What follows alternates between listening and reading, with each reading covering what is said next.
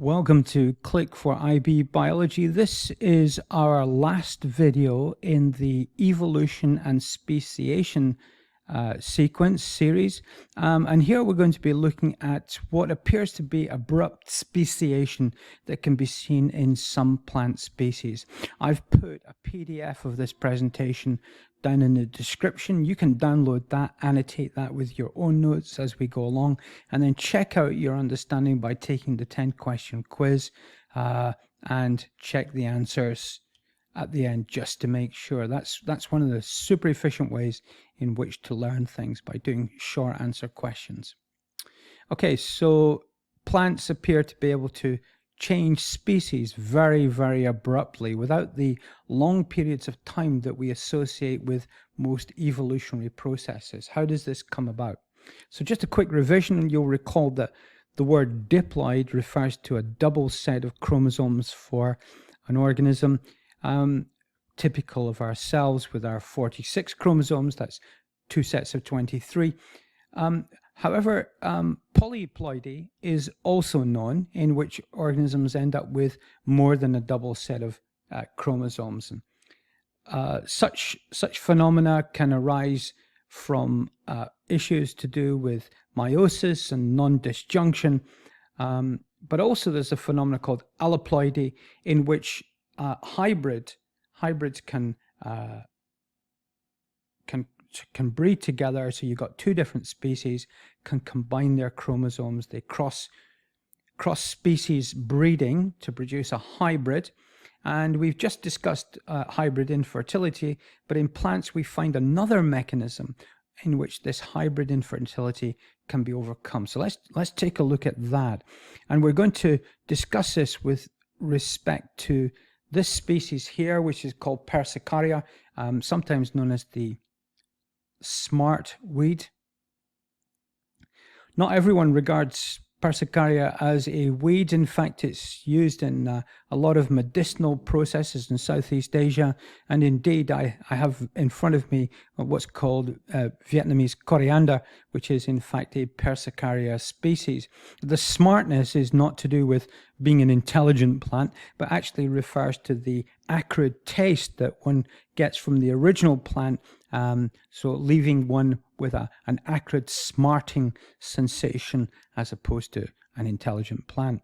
And so what happens with this plant is that different species of Persicaria can cross. Let's say we have A crosses with B, and the consequence is that we end up with an odd number of chromosomes. Now we would suspect that this would leave this plant infertile. It would be another example of hybrid sterility. But in fact, what then happens is it then goes on to double the chromosome number, and this doubling process overcomes the idea of an odd chromosome, and so now we're back to homologous pairs, as it were, and so these subsequent plants are in fact fertile.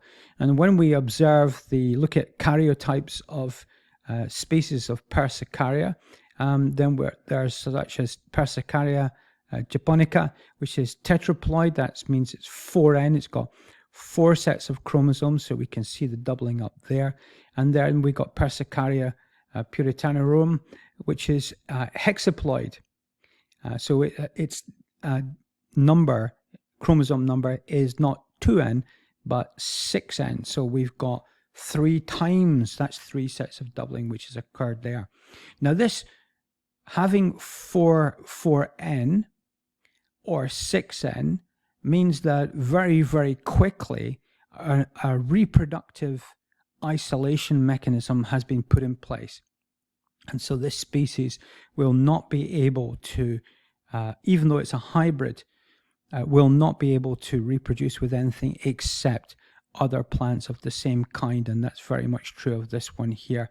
And this leads to sudden, abrupt, very, very rapid speciation and reproductive isolation in plants. And of course, one might speculate about why plants have such a mechanism. This means that, recall that we described this as a smart weed. And one of the characteristics about weeds, which sounds like a derogatory term, but it's not. Weeds are very, very good at colonizing, rapid colonizers of new pieces of ground. They tend to be giving plants the capacity for environmental tolerance. It involves genetic plasticity with all these sets of alleles, and all the combinations, the interaction of alleles will create greater genetic diversity, allowing, of course, more niche to be occupied by these particular fertile hybrids that we have showing polyploidy. And so this is the benefit to plant species for this style of reproduction, creating new species very, very quickly. And so that takes us to the end of our sets of videos on evolution and reproduction. There's a link back to the channel so that you can look at all the other topics which are available on us on our channel, and of course the playlist for this sequence should you wish to go back and review some work. Thank you very much for listening.